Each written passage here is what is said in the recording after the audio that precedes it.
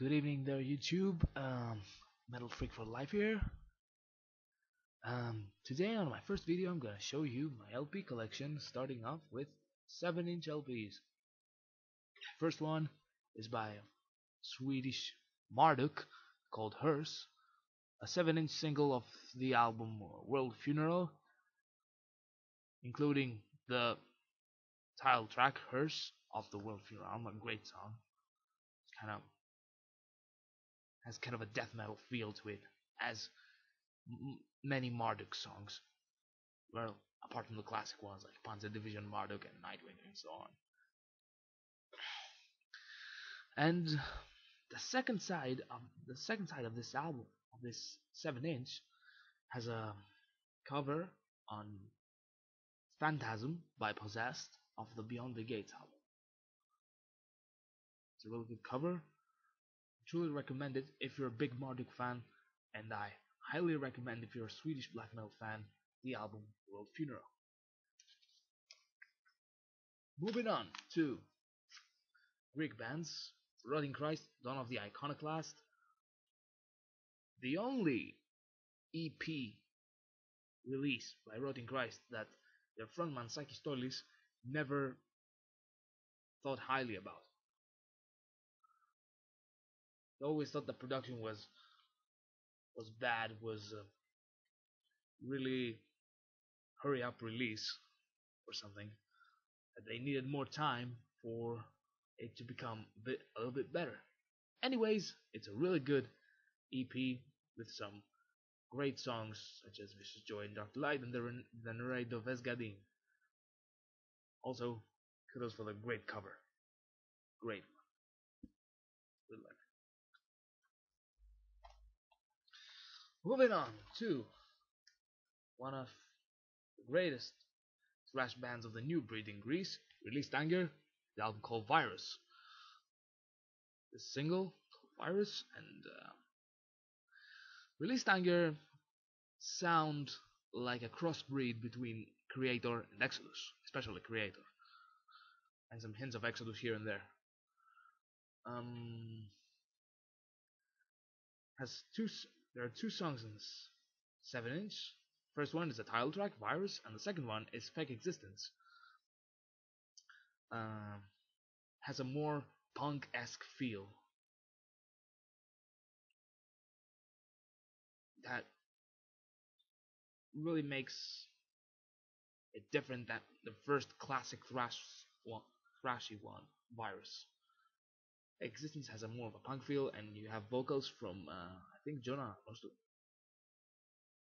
or Jim Harris. I'm not really sure. Let's take a look.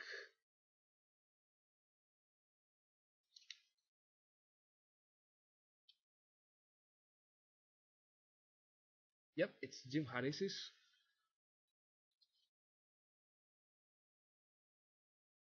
Lead guitarist.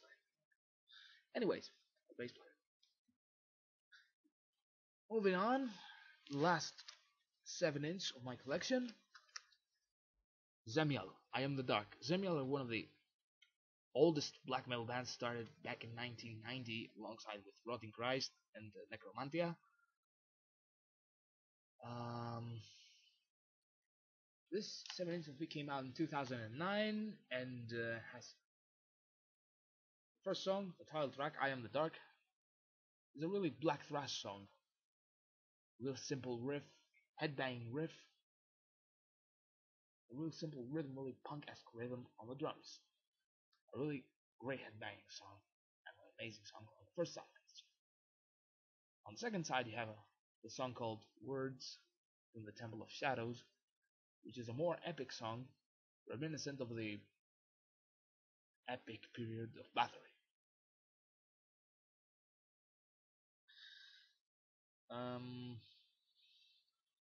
I really like the illustration in this one, with the passage to hell, maybe, whatever. It came out in two different covers. This is the European version, I think, and the rest of the world had a different cover.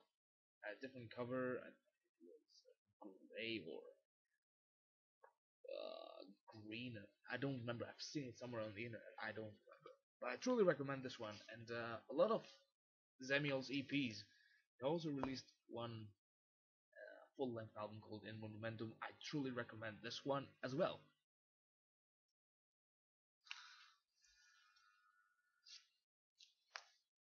Moving on to 12-inch EPs.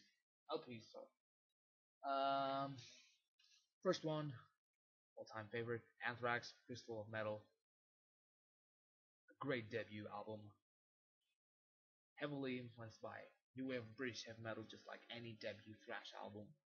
Whether you look at Slayer, whether you look at Metallica, whether you look at Anthrax or Megadeth. We'll show some Megadeth later.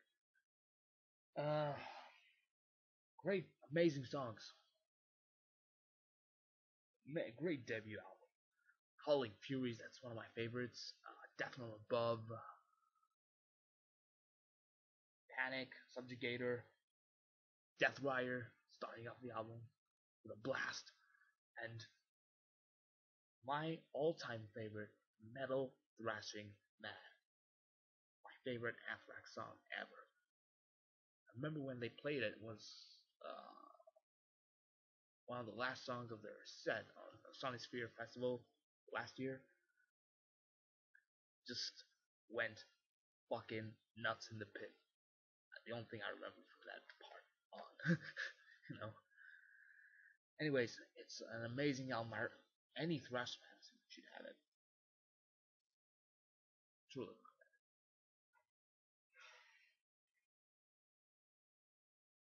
Moving on to a band that recorded this album in 1994 but never released it. Never found a label to release it until 2010, which is a Mexican record label called Me Saco un Ojo, something like that. And band called Chronic Decay. The album title, Justify Your Existence. Their only full-length album.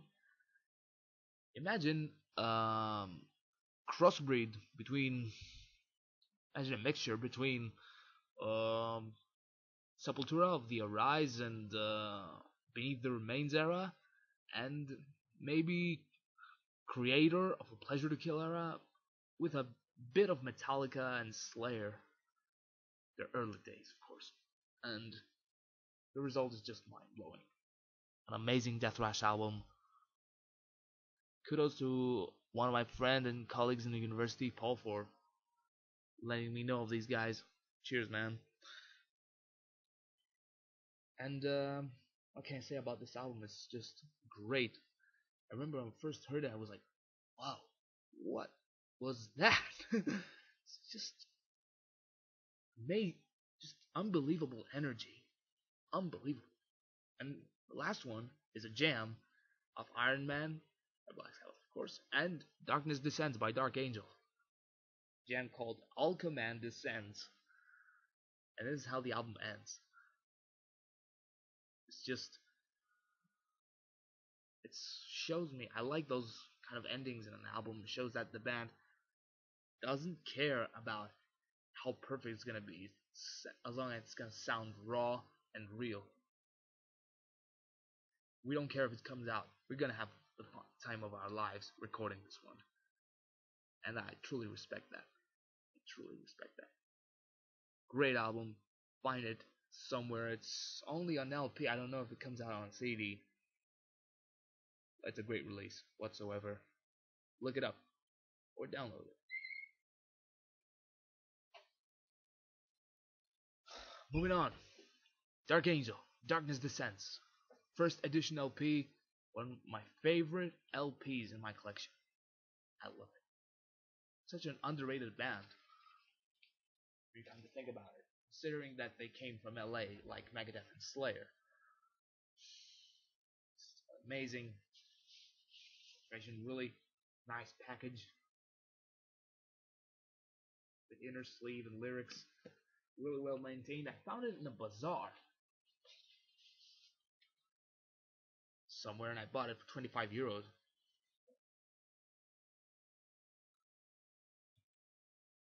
and it was just an amazing, amazing album.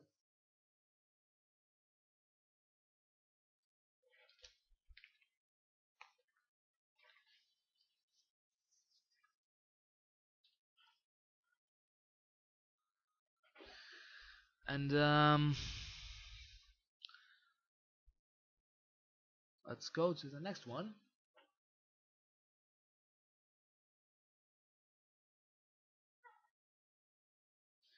Iron Maiden, Purgatory, and Made in Japan, double LP. Purgatory, the only Iron Maiden single that never made it to um, the top 50 of the British charts, but it's still one of my favorite songs of the Killers album, and one of my favorites of the Paul Diano era. Some really good stuff on Made in Japan. You also have Nico McBrain narrating some and giving you some information about this release, since it was on a Iron Maiden box set back in 2000, I think. Or no, it was 1990. Sorry, my fault. Um, in the 1990, you have had this one released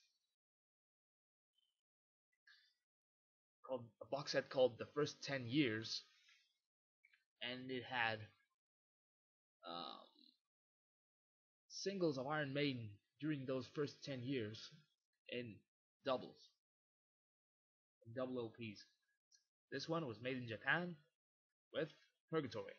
Love that album cover, one of the best covers on Iron Maiden singles. It's a great one. If you're a big Iron Maiden fan, look up for it. Moving to another member of the Big Four, Megadeth, Killing Is My Business and Business Is Good, Gatefold, First Edition LP, another favorite album of LP of my collection.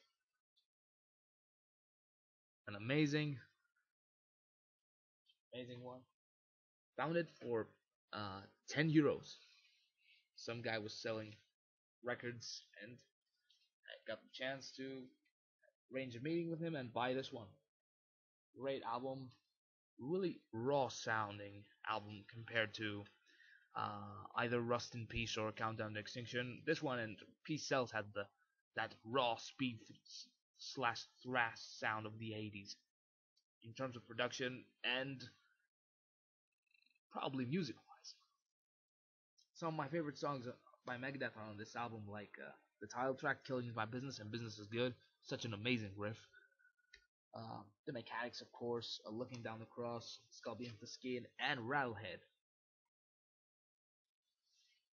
Great album, great debut whatsoever.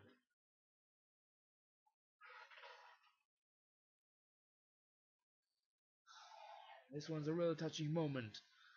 My first LP ever, Motorhead, Ace of Spades. I don't think words can describe this amazing album. A band that been a major influence to any band playing extreme music. Well, alongside with Venom, but we're gonna look at them later on. But you have one of the bands that majorly influenced bands like Metallica, Slayer, Anthrax, and so on, and have been one of the most respected bands in fields of rock, heavy metal, punk, you name it. No words can describe this album, just amazing. But the bad thing about Motorhead, some people think it's only Ace of Spades, the album. But you should look up albums like Orgasmatron, Bomber, Overkill. Great albums. Just examples of what the epitome of the Motorhead sound, especially Orgasmatron. Also check out the new last 3 or 4 records like Kiss of Death and Inferno. Amazing. Really, really steady band and really loyal to what they've been doing for 30 plus years. Anyways, we have Really Stanger again on a split LP with thrash metal band called Dead City. On this one, released Anger, give us three new songs, which I love: Monarch in Life and Selfish Bastard. Also a song called Loser, swearing off bands that guys that make bands only to get laid. The closing of the released Anger side includes a cover of the Dark Angel classic Perish in Flames, a great cover. On their known style, as I described earlier. The second side, we have Dead City, which features Dimitris Haris is one of the released Anger members on bass guitar, I think. The style of Dead City is mostly similar to, it's kind of a technical thrash metal. This is how I would describe it. Some amazing songs on this side too. It was my first contact with this band came through this Split LP, and I'm really excited. It's a great band, especially the song Intoxicated has great riffs. That tapping intro is amazing. All three songs are great. State of War, Rain and Flames, and Toxic Waste, which is an older one from a demo. Anyway,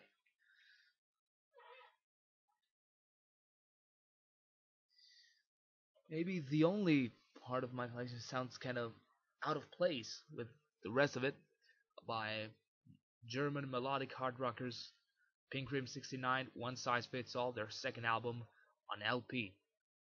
Found it on a bazaar again, about like €6 or something. It's really cheap. And I thought, why not buy it? Has some great riffs. There's melody, there's power, there's some great riffs in there. Great riffs, especially in the song Signs of Danger, which is the first song I ever heard from these guys. Actually, I learned from these guys because their frontman, Andy Deris, is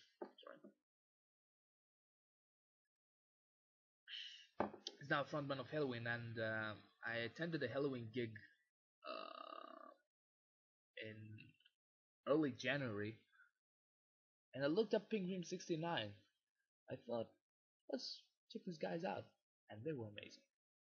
Love all this album. Is just from start to finish, it's a masterpiece. It's a great album. Any hard rock fan should have this one. It's a great album. Wherever you can find it. Last part of my collection, another historic album, Black Metal by Venom. Venom, the only band that can be proud they belong in like two or three different subgenres of metal. They belong to metal itself, they belong to thrash metal, they influenced Metallica, Destruction, Creator, etc. etc. They were first of all new wave British heavy metal.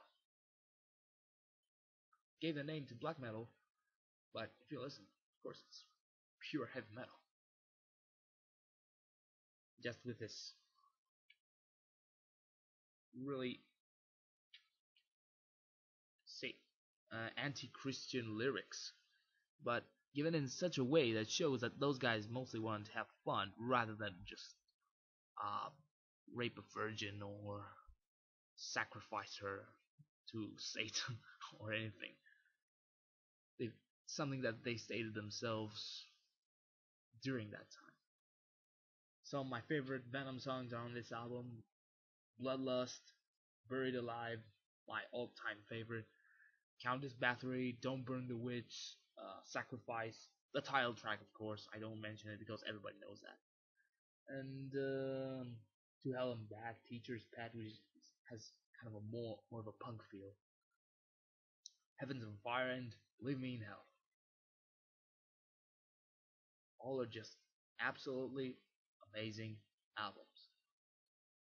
It's an amazing, historic record, alongside with Welcome to Hell, considered to be one of the best Venom albums ever.